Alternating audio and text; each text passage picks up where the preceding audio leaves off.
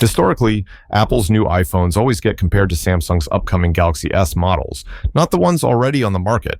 So when it comes to the iPhone 16 Pro Max, the real showdown is going to be with the Galaxy S25 Ultra. Let's dive into the key areas where the S25 Ultra seems to be pulling ahead, based on what we know so far.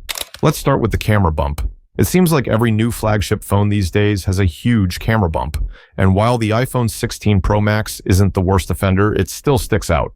The camera bump on the S25 Ultra will reportedly measure just 2.4 millimeter compared to the iPhone's 4.3 millimeter, making it nearly 45% slimmer.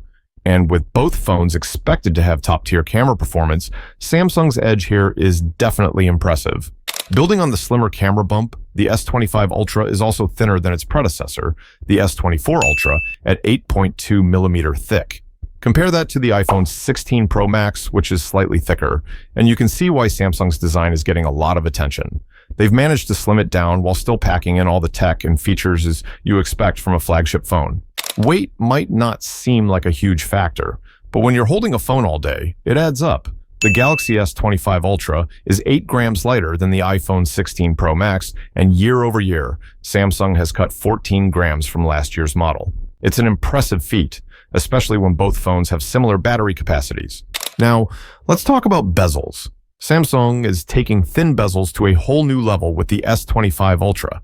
While Apple's iPhone 16 Pro Max already has sleek bezels, the S25 Ultra is pushing the limits even further. It might take a close look to notice the difference, but Samsung's reduction in bezel size from the S24 Ultra is clear.